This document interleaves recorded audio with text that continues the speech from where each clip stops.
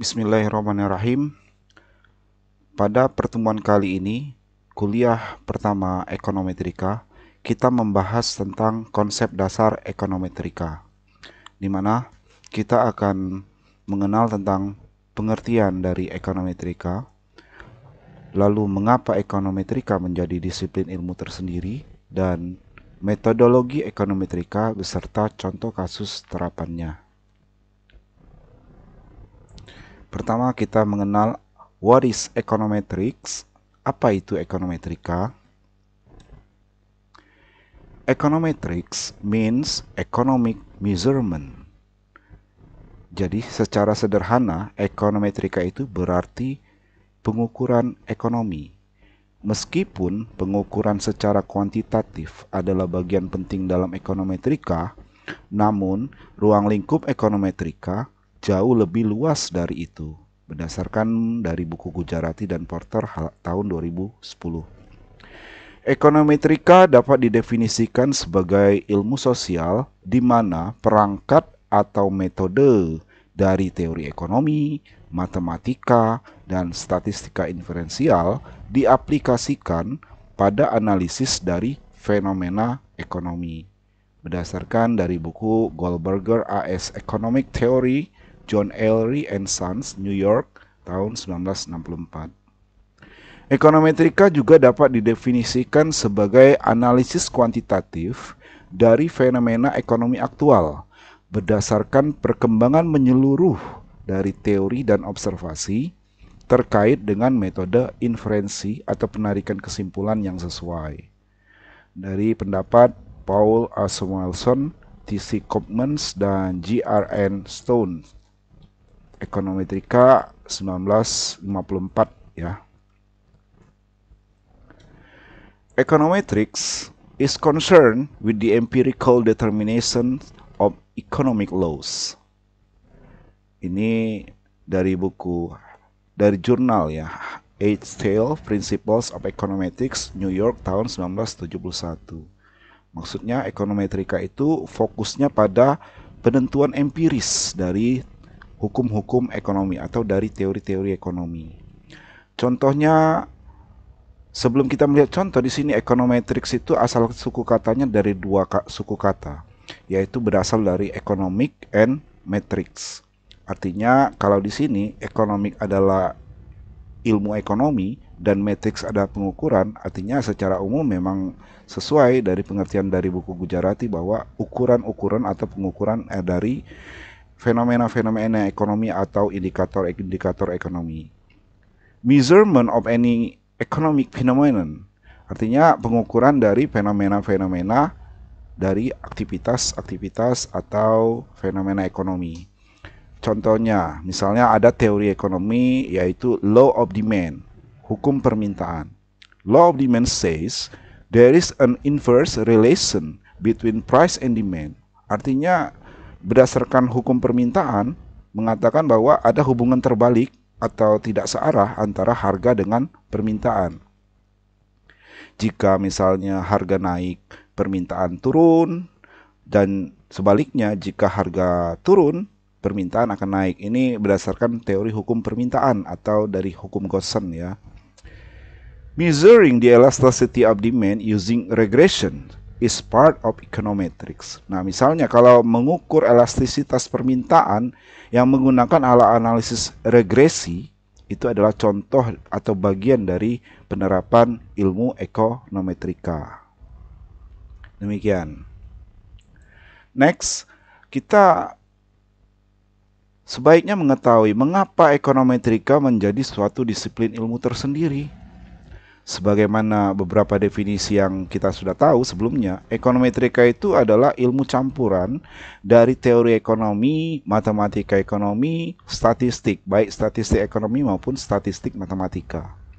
Namun ilmu ekonometrika layak untuk dipelajari karena beberapa alasan berikut. Pertama, economic theory atau teori ekonomi. Economic theory makes statements or hypotheses that are mostly qualitative in nature. Jadi teori ekonomi itu menyusun atau membuat pernyataan atau hipotesis yang sebagian besar masih bersifat kualitatif.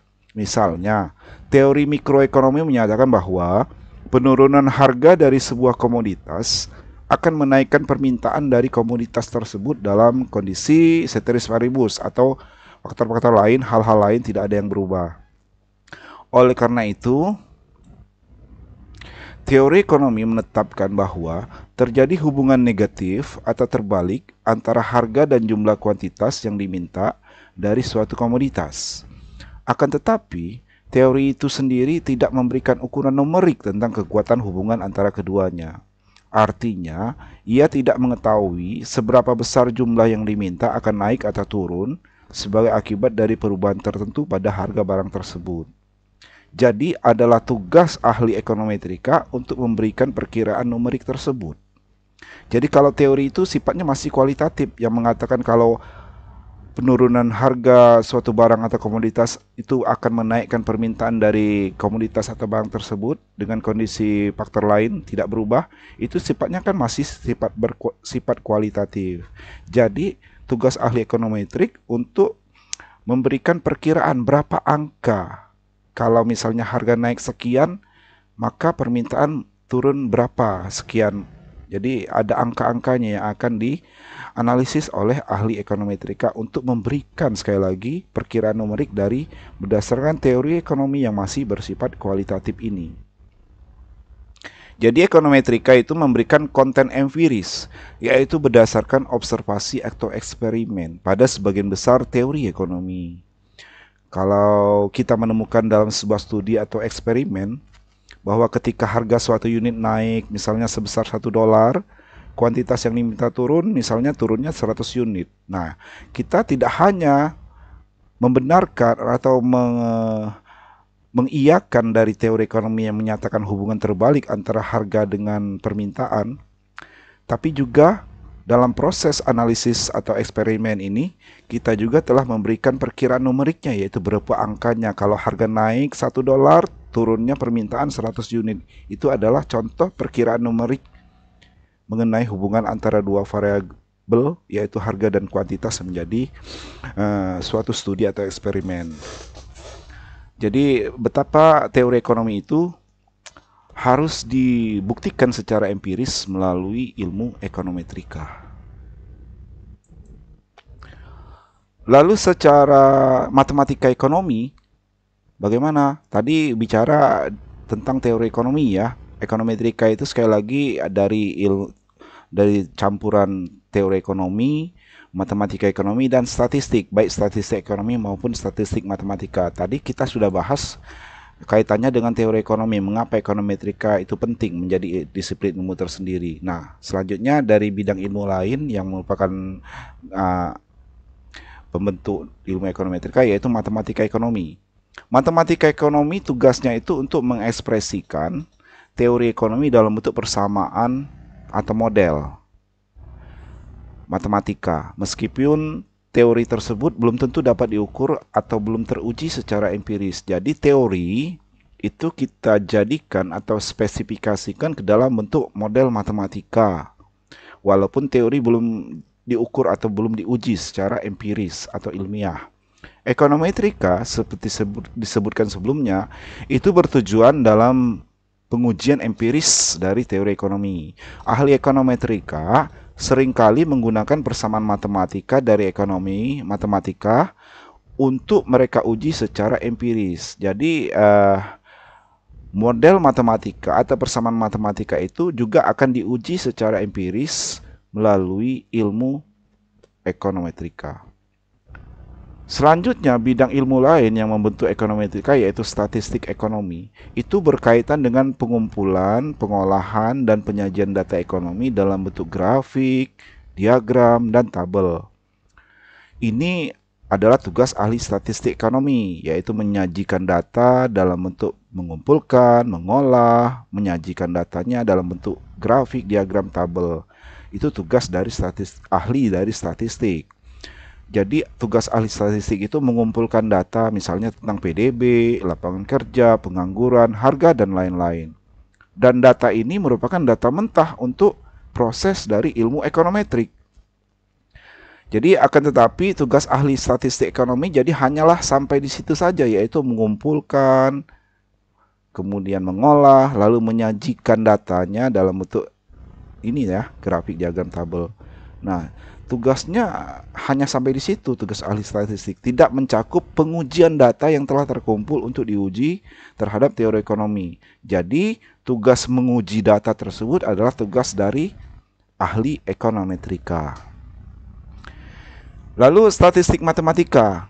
Meskipun statistik matematika menyediakan banyak perangkat yang digunakan, ahli ekonometrika seringkali memerlukan metode khusus karena sifat unik dari sebagian besar data ekonomi, yaitu bahwa data tersebut biasanya tidak dihasilkan sebagai hasil eksperimen yang terkendali atau terkontrol.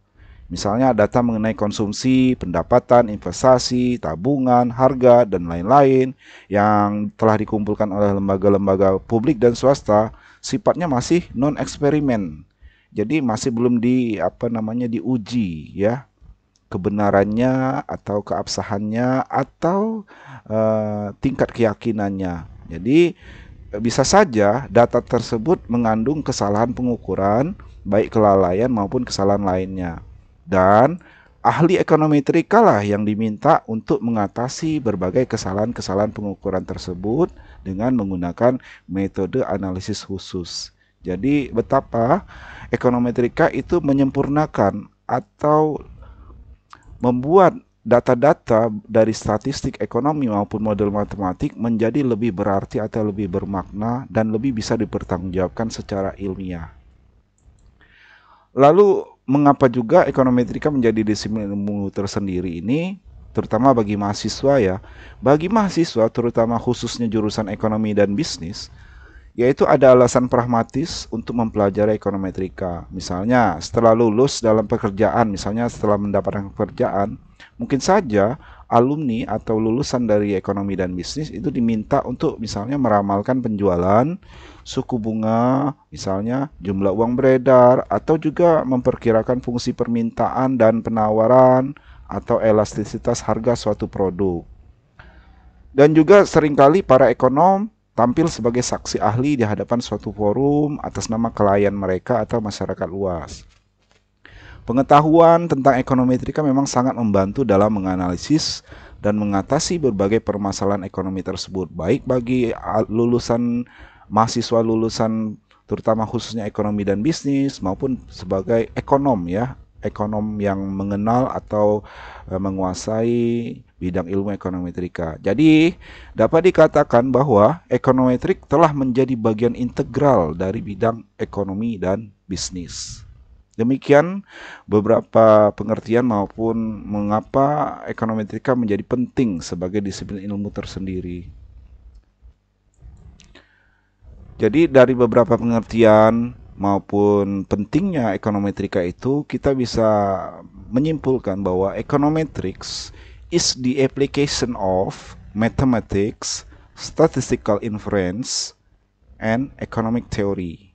Jadi tiga bidang ilmu, tiga disiplin ilmu ini membentuk yang namanya ilmu tersendiri, yaitu ekonometrika. Matematika, statistik, inferensial khususnya, dan teori ekonomi itu membentuk bidang ilmu tersendiri, yaitu ekonometrik.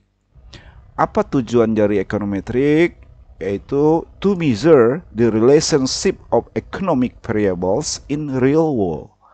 Artinya mengukur hubungan dari variabel-variabel ekonomi di kehidupan nyata. Contohnya apa? Variabel-variabel ekonomi dalam kehidupan nyata yang diukur oleh ilmu ekonometrika. Ini ada contoh misalnya tentang fungsi produksi, production function, kemudian demand function atau fungsi permintaan. Contoh lainnya investment function, fungsi investasi, lalu consumption function atau fungsi konsumsi.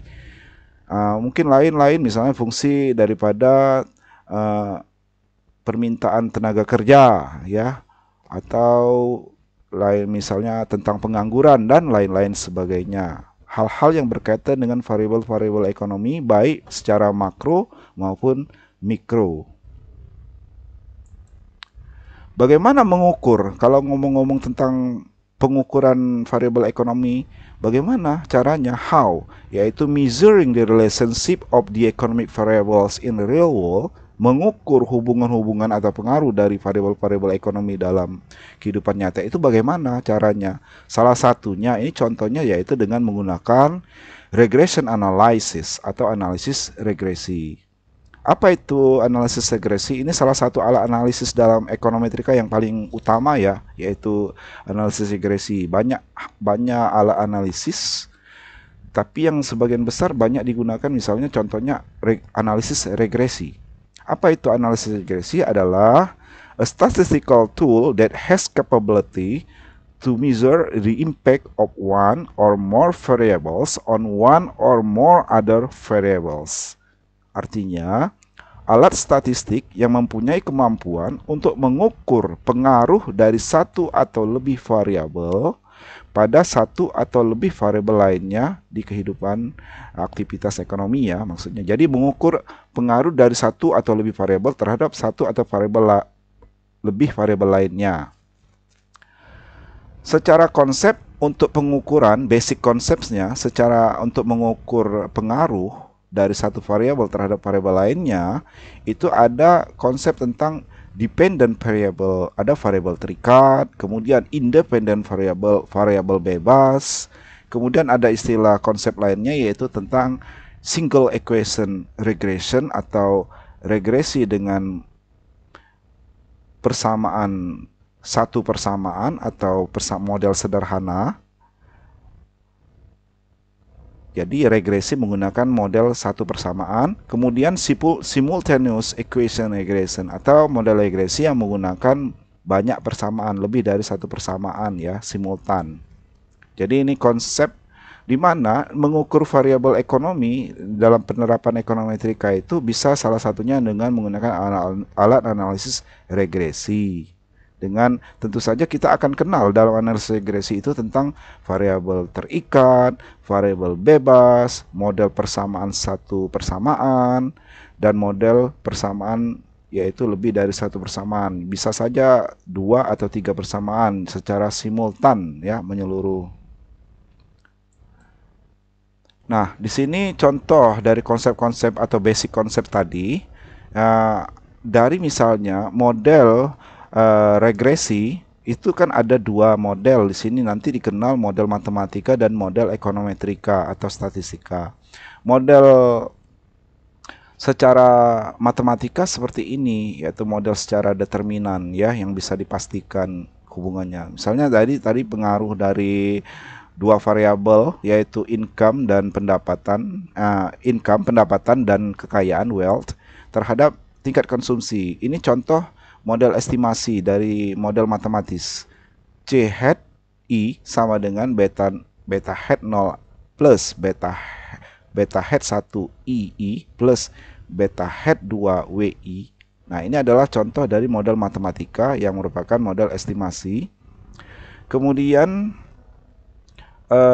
secara model matematika itu dibentuk menjadi model ekonometrika seperti ini. CI sama dengan beta 0 plus beta 1 II plus beta 2 WI plus EI atau epsilon I. Ini yang membedakan model matematika dengan model ekonometrika atau statistika ini. Di mana di sini ada tambahan memperhitungkan yang namanya variabel faktor lainnya atau disturbance of error, faktor gangguan atau error yang mempertimbangkan faktor lain selain daripada dua faktor variabel bebas yang dibahas yaitu income dan pendapatan terhadap pengaruhnya terhadap konsumsi. Jadi E mewakili faktor lain. Jadi nanti kita akan lihat contoh kasus ini lebih lanjut ya nanti setelah materi berikut ini, setelah slide ini. Nanti kita akan kembali mengulas ini tentang model ini ya. Dua faktor variabel bebas yaitu income, pendapatan, dan kekayaan wealth terhadap konsumsi.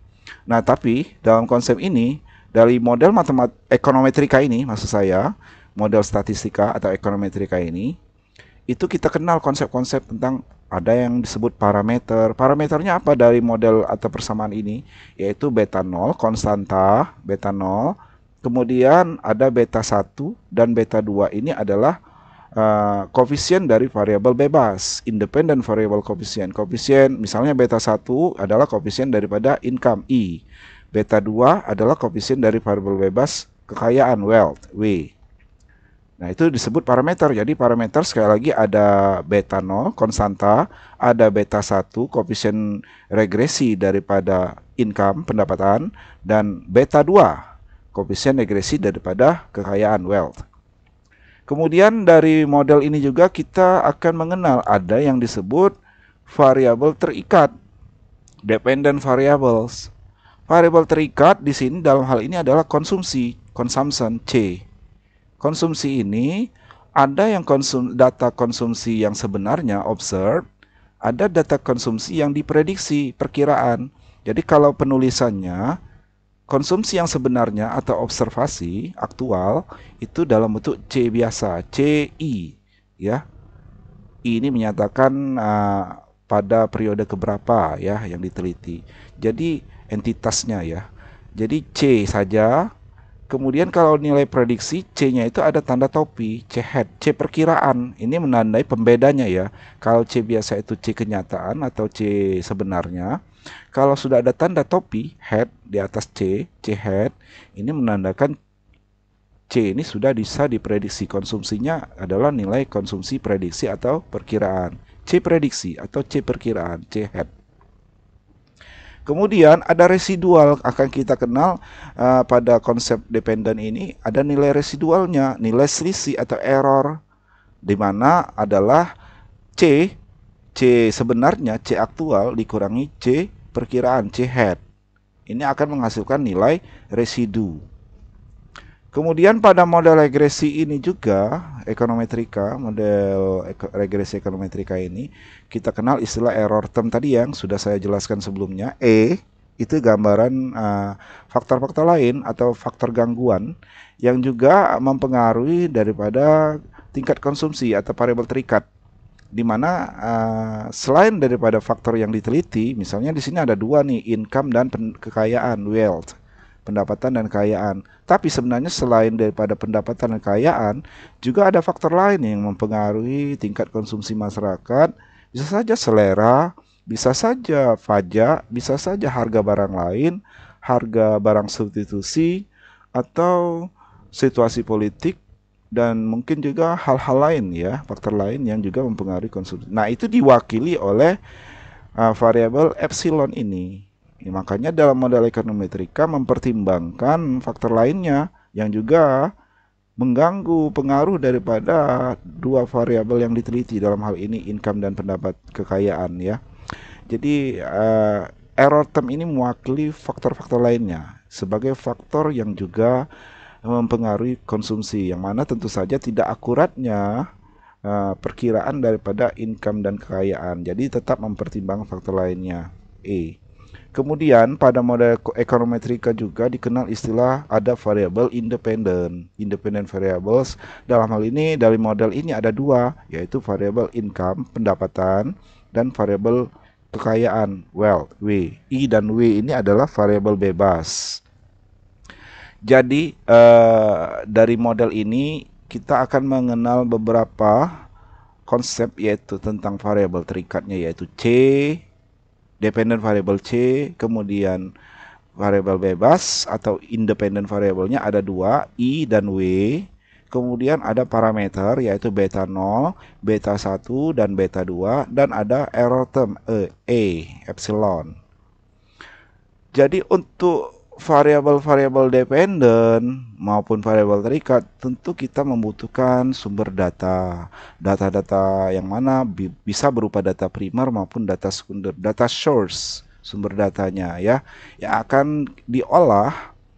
Jadi data source ini sebagai data observasi, data yang sebenarnya kita peroleh, itu akan kita olah atau estimasi menggunakan model regresi. Nantinya dari model regresi akan menghasilkan nilai parameter, kemudian nilai residu, nanti akan membentuk model estimasinya. Hasil estimasi akan dari model ekonometrika akan terbentuk model perkiraan, model estimasi atau model matematis yang akan bisa memperkirakan nilai perkiraan daripada variabel terikat C hat ya. Jadi intinya dari model, sekali lagi dari model ekonometrika kita estimasi baik nilai parameter, yang diestimasi adalah nilai parameternya beta 0, beta 1 dan beta 2. Kemudian nilai parameter yang sudah ada kita akan bisa bentuk menjadi model matematik atau model estimasi yang akan bisa memprediksi nilai variabel terikat konsumsi yaitu C hat. Dari nilai prediksi juga akan menghasilkan nilai residu. Karena kita sudah mengetahui nilai prediksi, maka kita akan bisa mengetahui nilai residual berdasarkan nilai C atau C aktual dikurangi C perkiraan atau C prediksi ini. Demikian beberapa hal konsep. Selanjutnya kita langsung penerapan ya dari model metode ekonometrika. Pemodelan dengan ekonometrika. Jadi ada contoh kasus sederhana bagaimana kita bisa menerapkan suatu permasalahan ekonomi atau fenomena ekonomi menjadi model ekonometrika, lalu menyelesaikannya melalui tahapan-tahapan metodologi ekonometrika. Metodologi ekonometrika itu meliputi langkah-langkah mulai dari langkah satu yaitu pernyataan teori atau hipotesis atau pendugaan. Jadi kita membuat atau mengemukakan teori atau menyusun hipotesis sebagai dasar penelitian ya.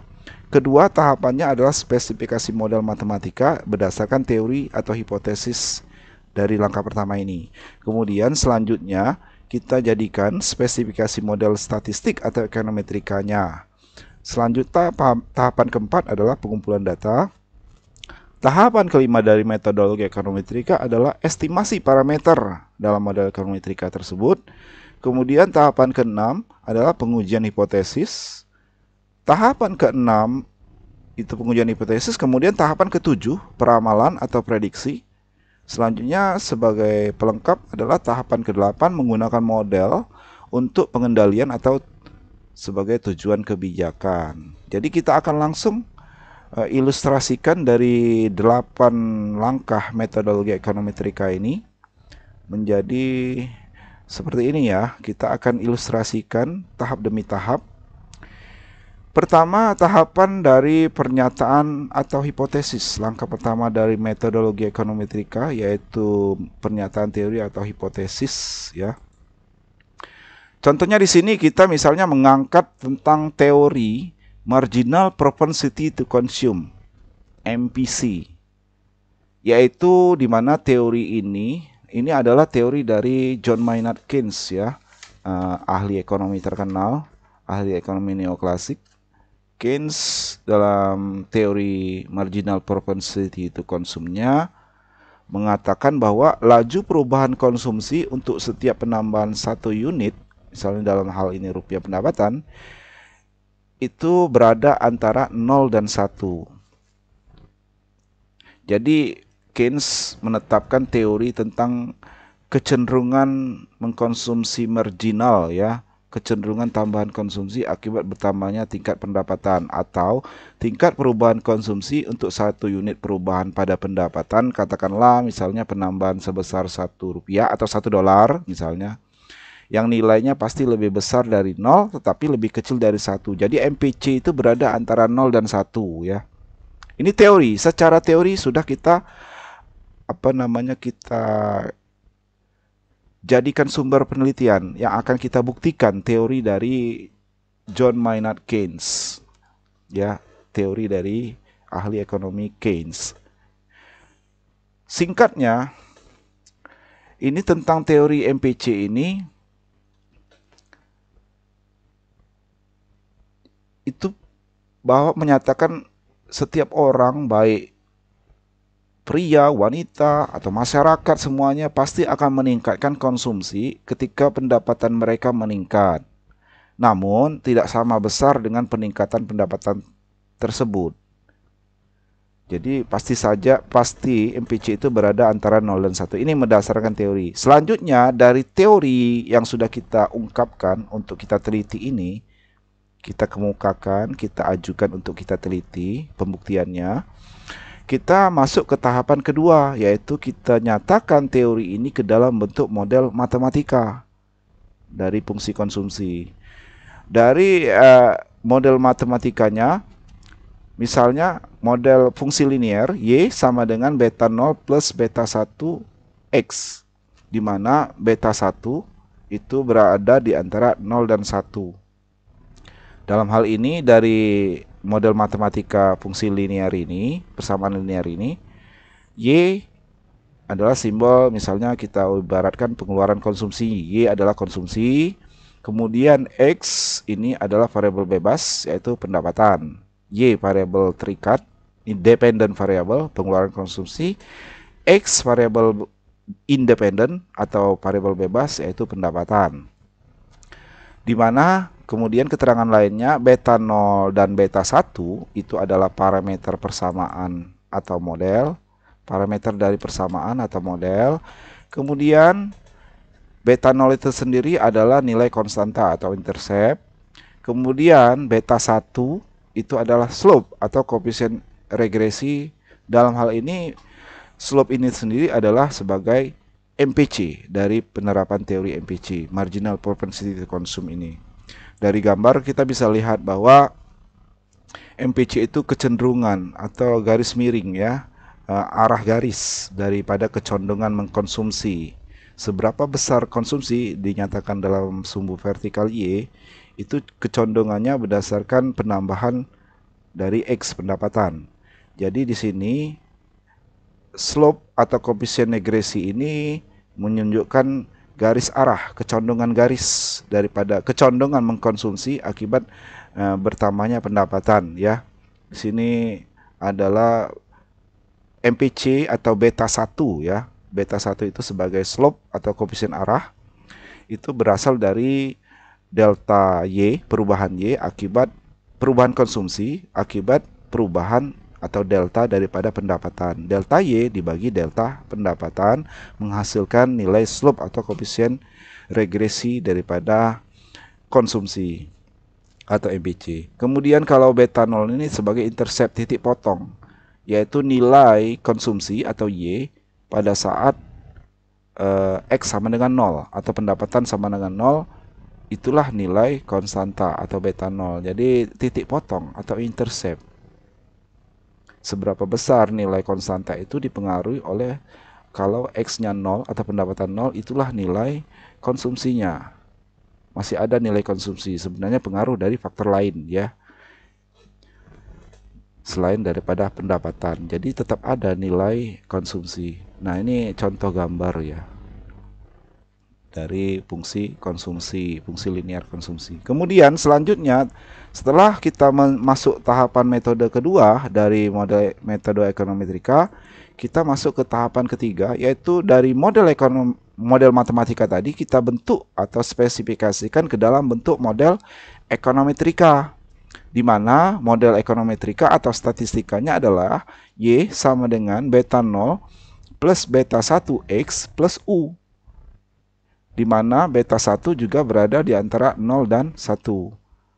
Bentuk persamaannya linear, fungsi linear, di mana U, nah ada tambahan U, itu adalah disturbance atau error term yang sifatnya random atau stokastik, mempunyai nilai probabilitas yang menggambarkan perilaku probabilistik daripada Y atau konsumsi. Jadi Y ini cenderung akan mengalami perubahan seiring daripada perubahan dari variabel X atau variabel lain yang mempengaruhi Y. Jadi sifatnya random, stokastik. Jadi Y tidak akan mungkin tetap nilainya. Model probabilistik itu berlawanan dengan model deterministik, yaitu model matematika. Jadi model ini model probabilistik, model ekonometrika ini, dimana karena pembedanya ada tambahan error term ini U. Kadang ditambah U ini kadang ditulis E ya, bisa E bisa U ya, tidak masalah. Yang penting maksudnya sama ya, karena dalam bahasa atau abjad Yunani kadang ditulis E secara epsilon atau U upsilon, tulis sama saja ya. U dengan E tadi itu maksudnya sama.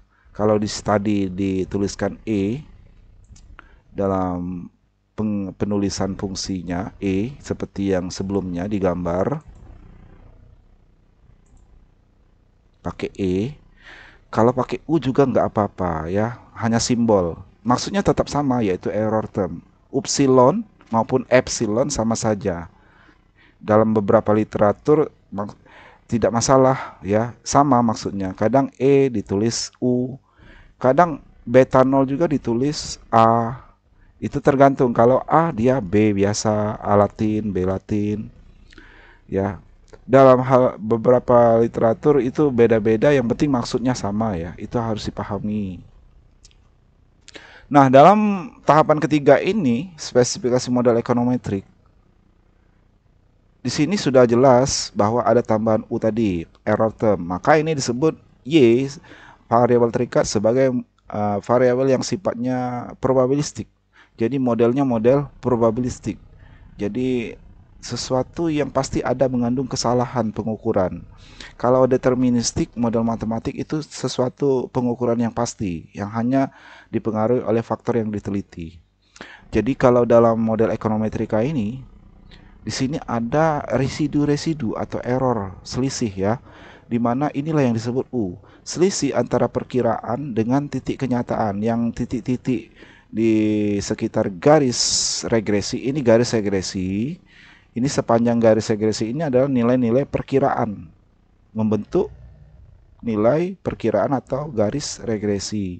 Nah, di sekitar garis regresi, garis perkiraan ini ada titik-titik residu, di mana ini adalah nilai-nilai kenyataan, nilai-nilai sebenarnya aktual titik-titik ini, tetapi selisih jarak antara nilai aktual dengan garis regresi atau nilai perkiraan ini, inilah yang disebut faktor error atau residunya atau selisih atau faktor gangguannya.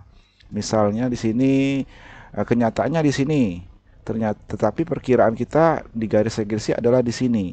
Berarti jarak atau interval dari titik kenyataan ini, titik sebenarnya aktual, faktual, dengan garis perkiraan atau prediksi di sini, ini adalah jarak residu atau error, selisih atau residunya.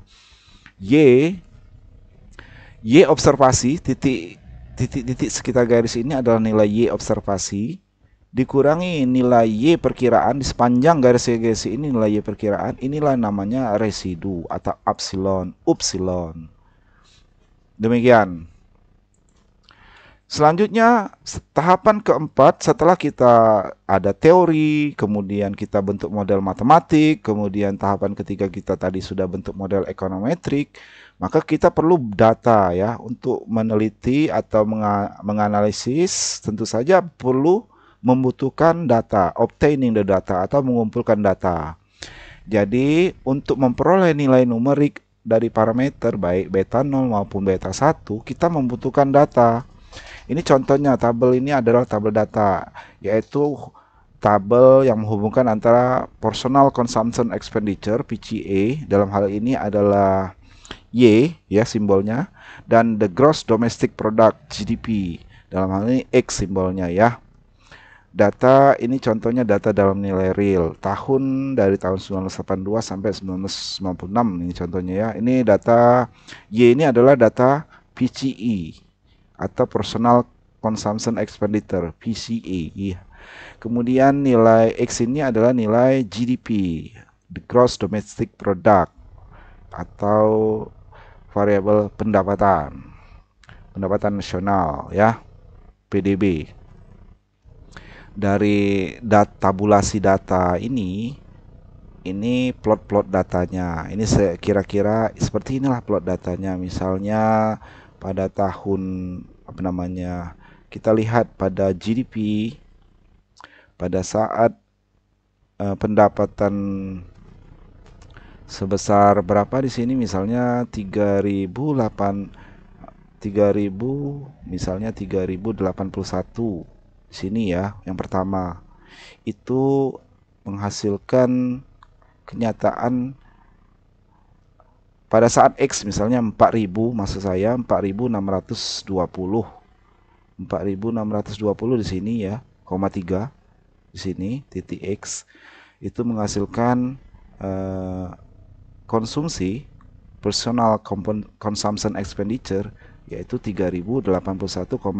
Jadi ini titik dari nilai sebenarnya ya, nilai aktual. Pada saat X atau pendapatan GDP sebesar 4620,3 didapat data yaitu PCE atau personal consumption expenditure atau tingkat konsumsi sebesar 3081,5 dan seterusnya. Pada saat misalnya di sini nih, yang terakhir, X sebesar atau GDP sebesar 6.928,1 diperoleh konsumsi masyarakat sebesar 4.714,1 di sini. Jadi titik-titik koordinat data ini dihubungkan membentuk plot-plot data ya. Kemudian tahapan berikutnya setelah kita memperoleh data, kita lakukan estimasi ya. Estimasi model. Sebentar. Kita lihat di sini. Estimasi model yang kelima ya. Setelah kita tadi memperoleh pengumpulan data, setelah kita peroleh, kita kumpulkan data. Ini data sekunder sifatnya ya, karena kita sudah memperoleh data dari laporan misalnya dari BPS atau dari laporan keuangan atau dari laporan dari biasanya ini dari BPS ya, data konsumsi sama data PDB atau GDP ini. Kita lakukan tahapan berikutnya dalam model ekonometrika, metode ekonometrika, yaitu estimasi dalam model ekonometrika. Jadi kita mengestimasi parameter baik nilai konstanta beta 0 maupun nilai slope atau koefisien regresi dari variabel bebas beta 1. Jadi analisis yang digunakan yaitu analisis regresi sebagai alat utama yang digunakan untuk memperoleh nilai parameter atau nilai dugaan atau estimator daripada koefisien-koefisien. Dengan metode regresi dan data pada tabel, maka akan kita peroleh setelah kita olah menggunakan baik secara manual maupun secara komputerisasi, kita akan peroleh nilai dugaan atau estimator beta 0 konstanta dan beta 1 koefisien regresi.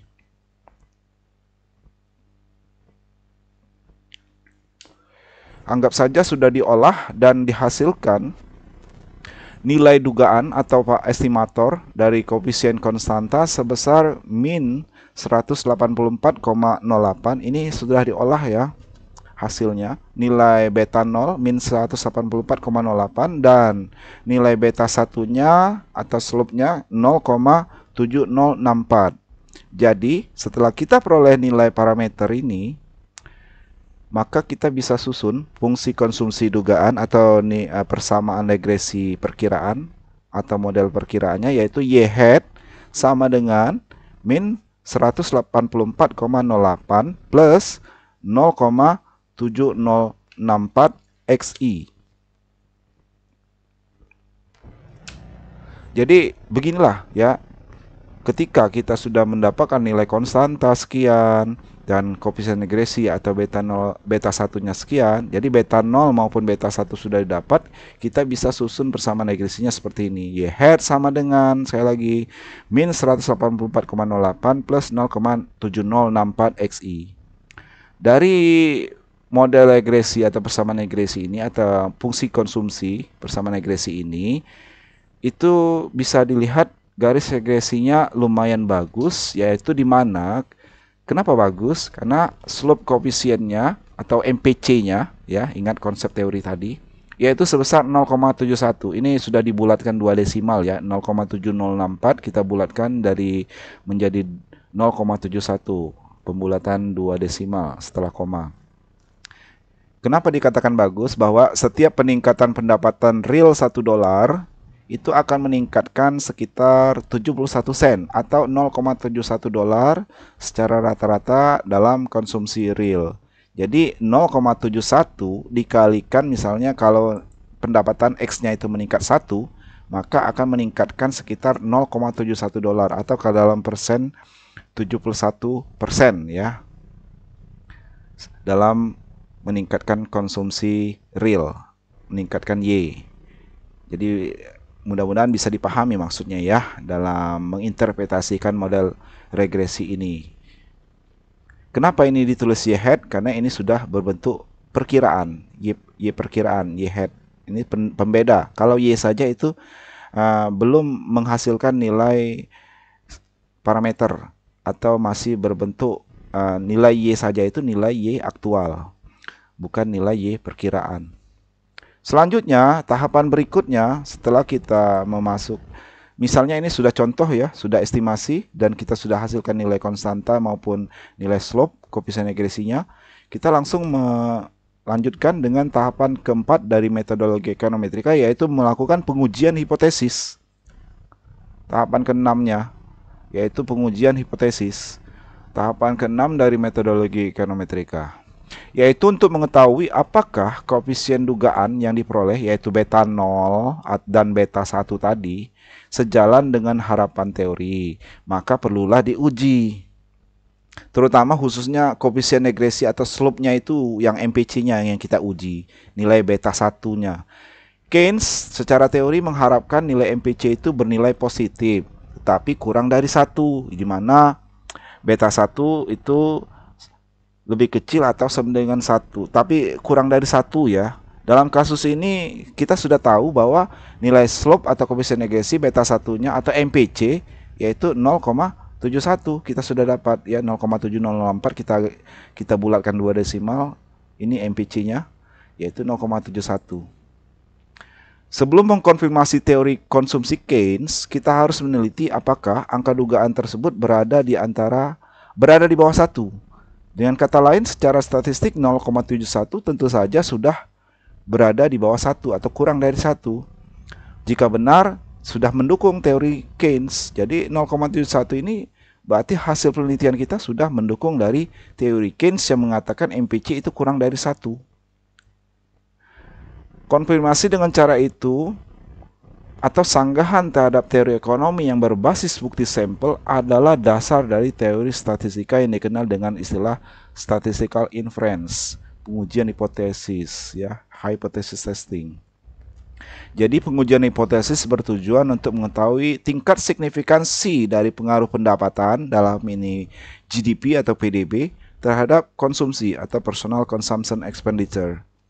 Jadi dalam pengujian hipotesis ini akan kita uji lebih lanjut apakah signifikan atau tidak ya pengaruh daripada pendapatan terhadap konsumsi. Yang kita uji hipotesisnya adalah nilai koefisien regresinya, slope-nya itu 0,71 ini kita uji.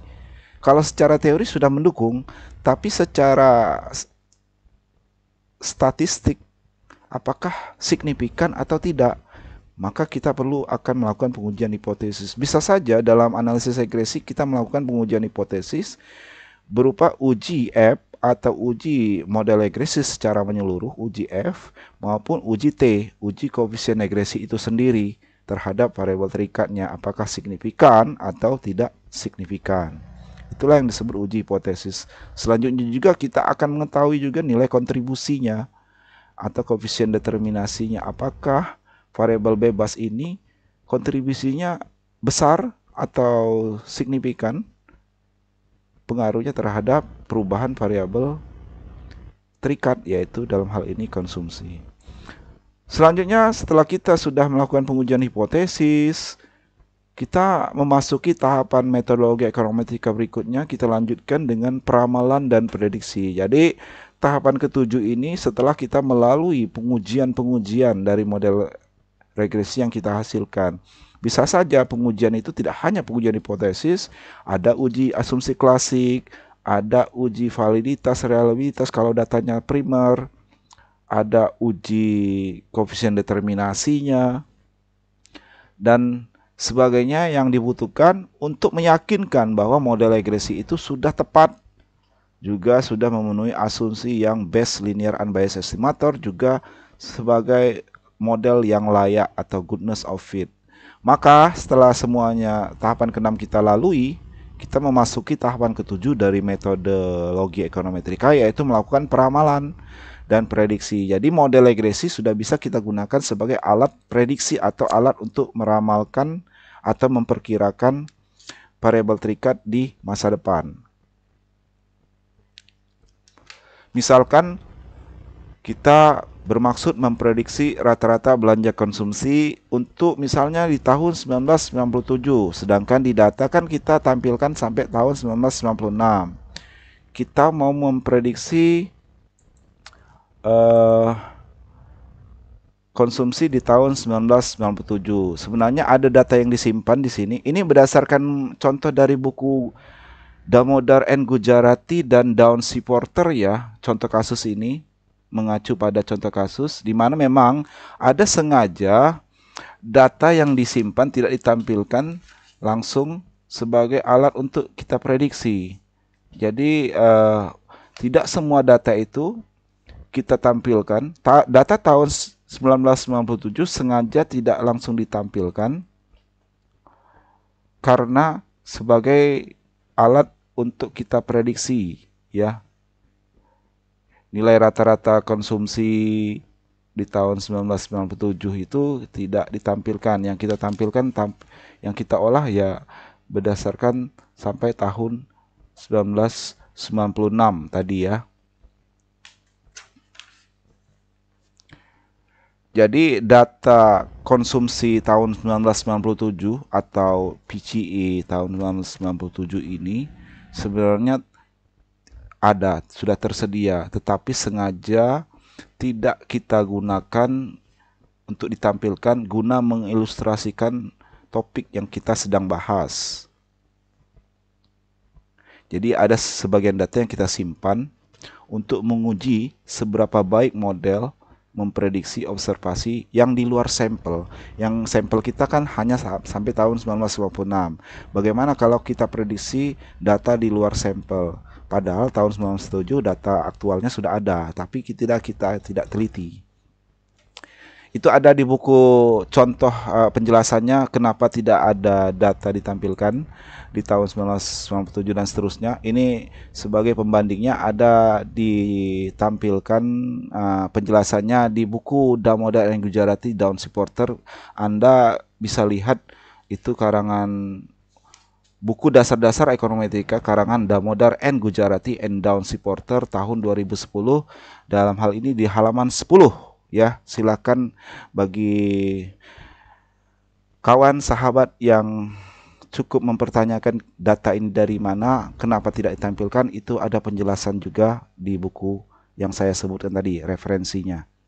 Nah, contohnya misalnya di sini ya, kita bisa memperamalkan atau prediksi sampel di luar model, di luar sampel yang kita teliti. Misalkan kita bermaksud memprediksi rata-rata belanja konsumsi tahun 1997. Seperti sebagaimana diketahui di data GDP 1997 atau pendapatan ya di tahun 1997 adalah 7.269,8 miliar dolar ya. Misalnya sudah ada data kita GDP tahun 1997 atau pendapatan di tahun 1997 adalah sebesar 7.269,8 miliar dolar. Maka kita prediksi berapa rata-rata belanja konsumsi atau PCE-nya, Personal Consumption Expenditure-nya, jika diketahui pendapatan atau GDP adalah 7.269,8 miliar. Maka kita masukkan ke dalam model regresi yang sudah kita uji ya, sudah kita jadikan model yang tepat ya, yang sudah kita uji tadi, yang sudah kita fixkan.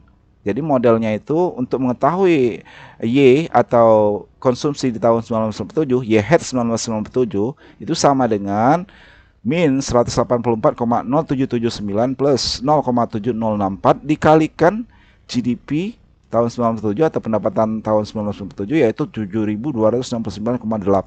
Didapatlah nilai perkiraan daripada konsumsi di tahun 1997 itu adalah sebesar 4.951,3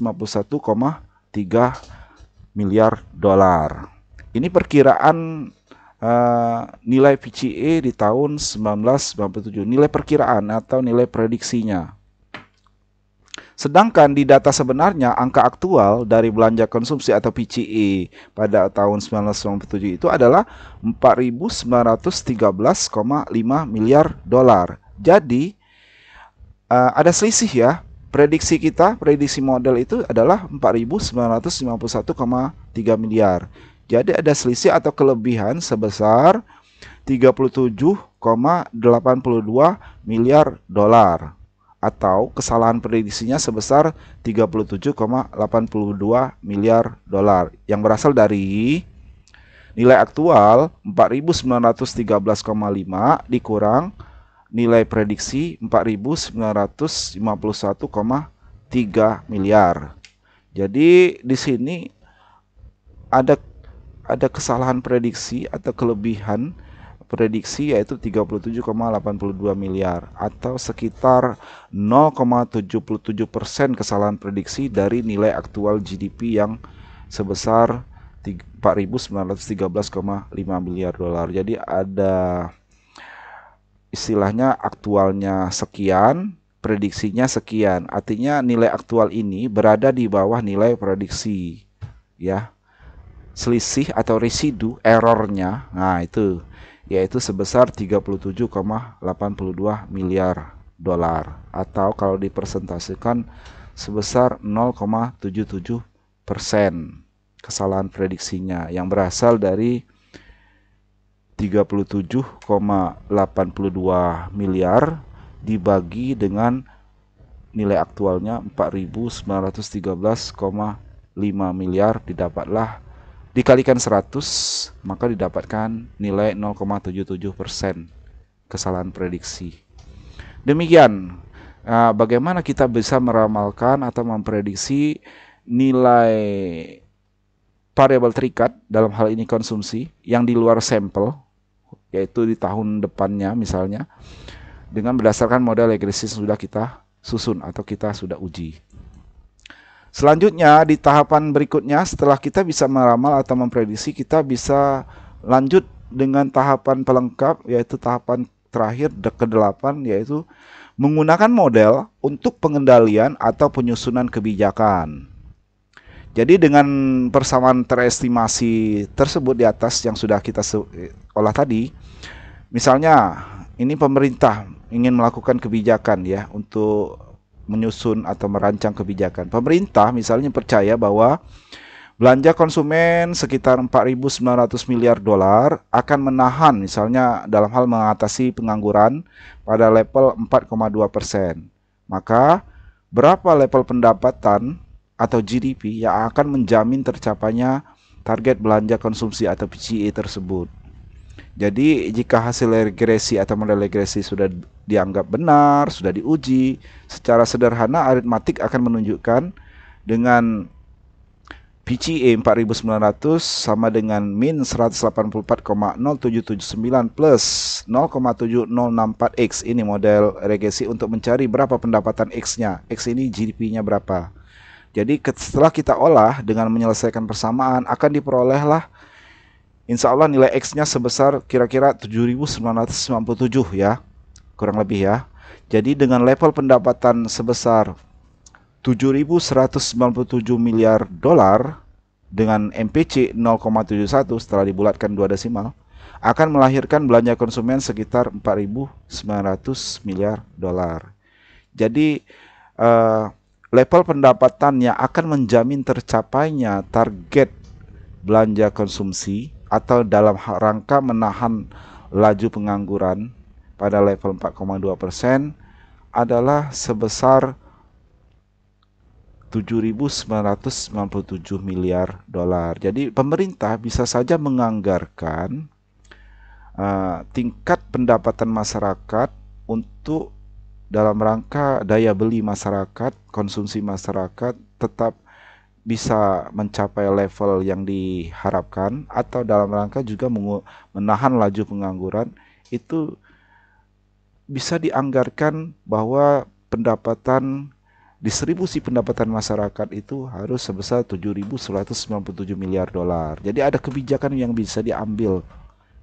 Jadi berdasarkan model regresi yang sudah dirancang sebelumnya, sudah diuji, diolah, pada akhirnya akan bisa berguna sebagai alat pengambil keputusan atau kebijakan, baik bagi perusahaan maupun pada level pemerintah sekalipun, ya. Jadi level individu, level perusahaan, level organisasi, bahkan level yang lebih luas yaitu pemerintah, itu bisa menggunakan alat analisis regresi sebagai alat untuk dalam rangka mengambil keputusan atau kebijakan pada akhirnya. Demikian contoh dari penerapan tahapan metodologi ekonometrika. Semoga bisa dipahami ya. Jadi dari beberapa contoh tahapan-tahapan metodologi ekonometrika dan penerapan secara sederhana sampai pengambilan kebijakan, kita kembali menyimpulkan bahwa metodologi ekonometrika itu secara umum terdapat 8 tahapan, mulai dari statement of theory or hypothesis, kemudian specification of the mathematical model of the theory atau spesifikasi matematika dari teori ekonomi. Kemudian tahapan ketiga, specification of the statistical or econometric model, menspesifikasikan teori ekonomi ke dalam bentuk model matematik, model statistik dan ekonometrik atau ekonometrik, ya, menspesifikasikan atau memformulasikan teori ekonomi ke dalam bentuk model statistik atau ekonometrik. Kemudian kita perlu tahapan keempat yaitu mengumpulkan data. Selanjutnya tahapan kelima, estimation of the parameters of econometric model, mengestimasi baik nilai konstanta maupun slope atau koefisien regresinya. Kemudian tahapan keenam, pengujian hipotesis, hypothesis testing. Selanjutnya tahapan peramalan, tahapan ketujuh yaitu forecasting atau prediksi. Kemudian tahapan selanjutnya bisa digunakan sebagai model, sebagai alat pengendali atau sebagai tujuan kebijakan, ya. Dari contoh tadi sebelumnya itu hanya satu variabel bebas yang mempengaruhi variabel terikat. Kalau di sini dicontohkan secara singkat ada 2 variabel bebas yang mempengaruhi konsumsi variabel terikatnya. Di sini adalah di mana pertama misalnya, ya, ini uraian selanjutnya ya secara singkat saja ya. Pertama, dalam tahapan pertama model ekonometrika yaitu statement of theory or hypothesis, pernyataan teori atau hipotesisnya. Di sini kita contohkan teorinya yaitu tentang teori konsumsi, tetapi ini lebih lanjut. Teori konsumsi ini yaitu dipengaruhi 2 faktor ya. Tadi satu faktor saja pendapatan, tapi ini ada faktor lainnya yaitu kekayaan. Dari teori konsumsi, people will increase their consumption as their income or wealth increase. Maksudnya ini teori konsumsi yang dikembangkan dengan 2 faktor. Tadi yang sebelumnya kita bahas satu faktor saja, faktor pendapatan GDP terhadap konsumsi PCE. Tapi ini ada 2 faktor yaitu income dan wealth, kekayaan. Jadi teorinya berbunyi orang-orang atau masyarakat akan meningkatkan konsumsi mereka seiring peningkatan daripada pendapatan maupun kekayaan mereka. Seiring pendapatan maupun kekayaan mereka itu meningkat. Jadi orang-orang atau masyarakat akan meningkatkan konsumsi mereka seiring meningkatnya pendapatan maupun kekayaan mereka. Ini teori konsumsi lainnya ya, pelengkap. Kalau tadi dari Keynes, sekarang dari teori pengembangannya, di mana faktor lainnya yang dipertimbangkan ya. Dari teori ini, teori konsumsi yang 2 faktor bebas, variabel bebas, income dan kekayaan, itu kita bentuk ke dalam model matematika. Di mana seperti ini, C sama dengan beta 0 plus beta 1I plus beta 2W. Jadi model matematik fungsi linear, consumption C sama dengan beta 0 konstanta plus beta 1 slope daripada I, beta 1I, plus beta 2W. Nah, C sama dengan beta 0 plus beta 1I plus beta 2W, di mana C adalah konsumsi variabel terikat, beta 0 konstanta, beta 1 ini slope daripada variabel bebas income, variabel bebas pertama, dan beta 2 adalah slope atau koefisien regresi daripada variabel bebas kedua yaitu wealth, kekayaan W. Selanjutnya tahapan ketiga, spesifikasi model statistik dan ekonometrik. Model ekonometrik yaitu dengan menambahkan variabel error epsilon. CI sama dengan beta 0 plus beta 1I plus beta 2WI plus EI. Ini model ekonometrikanya. Pembedanya ada tambahan EI. Nah, ini tadi ada yang dituliskan pakai U, ada E. Nggak masalah, sama saja. Maksudnya faktor error ya. Selanjutnya tahapan keempat, gitu ini adalah pengembangan saja ya. Secara singkat saja saya jelaskan. Variabel tahapan keempat adalah obtaining the data, pengumpulan data. Sekali lagi mengingatkan bahwa data itu macam-macam tipenya, jenisnya. Ada tipe data time series, ada data cross section, ada pool, ada panel data. Kalau data time series itu adalah data pada satu atau lebih variabel yang dikumpulkan pada waktu yang berbeda dengan interval waktu yang beraturan ya. Jadi misalnya data harian, data mingguan, data bulanan, data triwulanan maupun data tahunan annually. Ini contoh data time series, data yang runtun waktu. Selanjutnya ada tipe data cross section.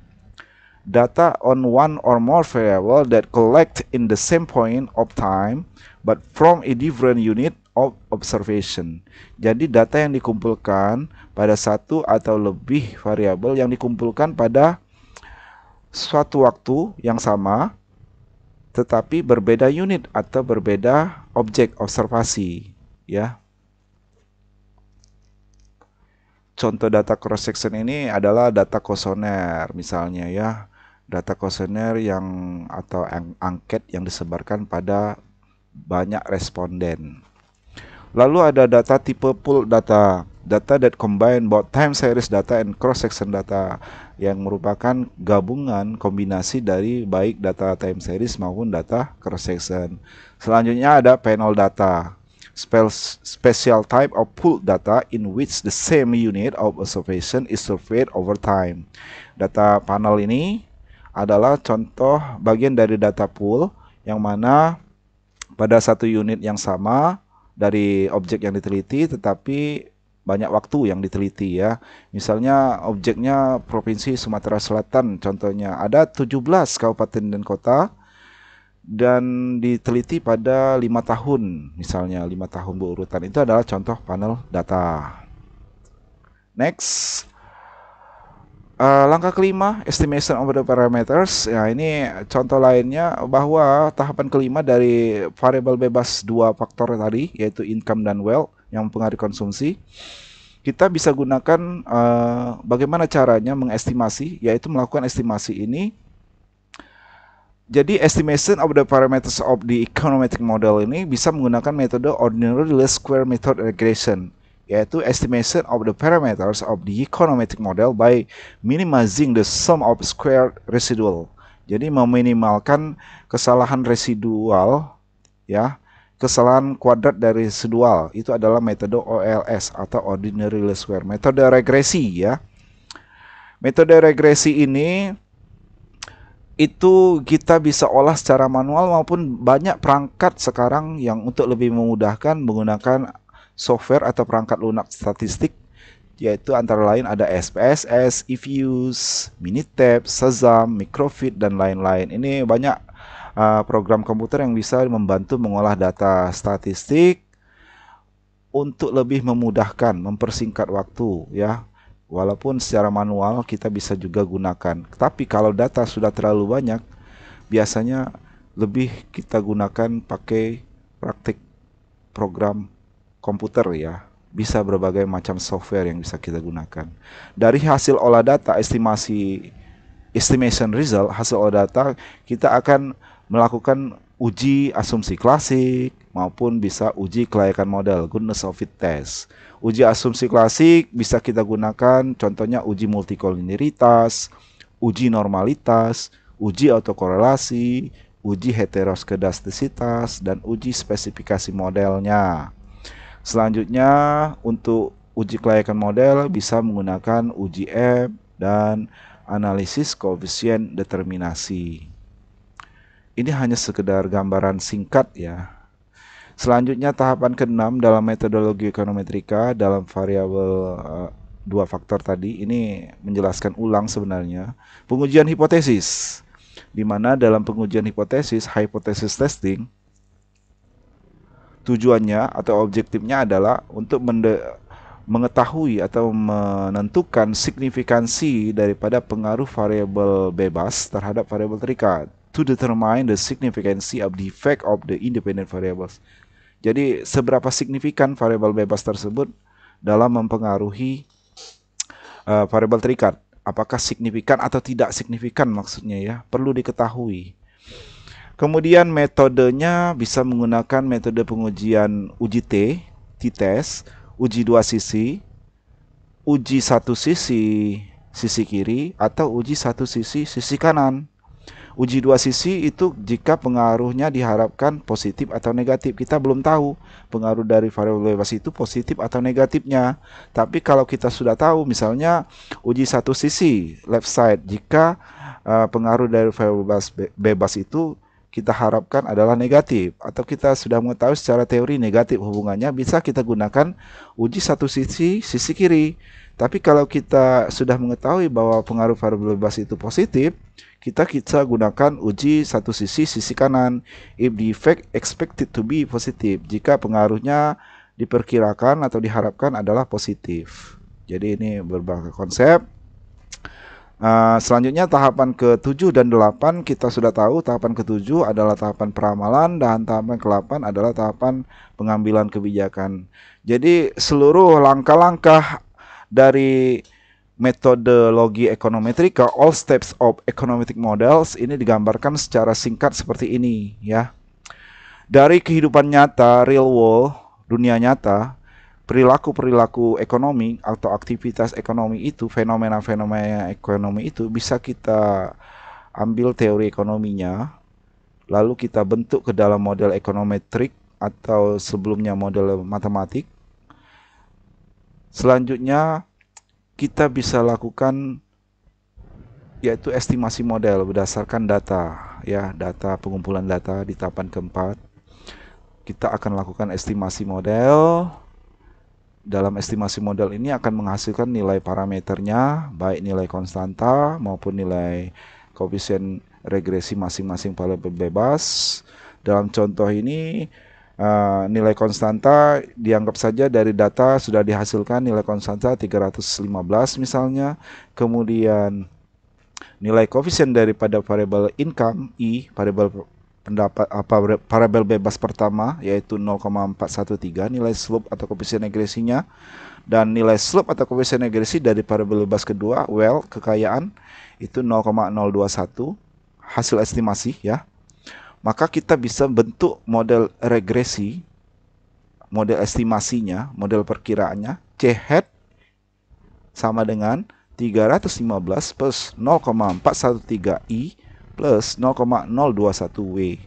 Nah, inilah model regresi setelah hasil estimasi, setelah nilai-nilai parameter, baik konstanta maupun koefisien regresi masing-masing variabel bebas kita dapatkan, maka penulisan model regresi seperti ini. Ada C hat ya, ada tanda topi, C perkiraan. Karena model ini sudah bisa kita perkirakan, bukan lagi model secara ekonometrik yang mana ini kalau C saja model nilai kenyataan C ya, nilai aktual.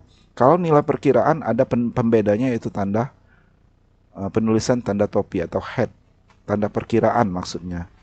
Dari model estimasi ini, model perkiraan ini, kita bisa melakukan berbagai hal ya. Kita bisa uji dulu asumsi klasiknya, uji kelayakan model, goodness of fit testnya, lalu pengujian hipotesis, lalu bisa kita melakukan peramalan, maupun model ini selanjutnya akan bisa digunakan sebagai alat kebijakan atau sebagai tujuan pengendalian atau kebijakan, alat pengambilan keputusan.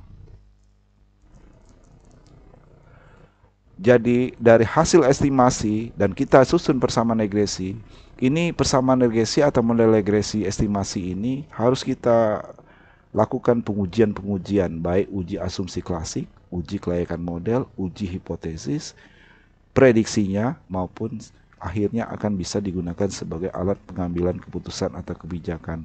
Mudah-mudahan demikian ya, mudah-mudahan dari penjelasan yang mungkin sudah membutuhkan waktu yang lama, tapi singkat, bisa dipahami oleh semua, karena kita juga sama-sama belajar.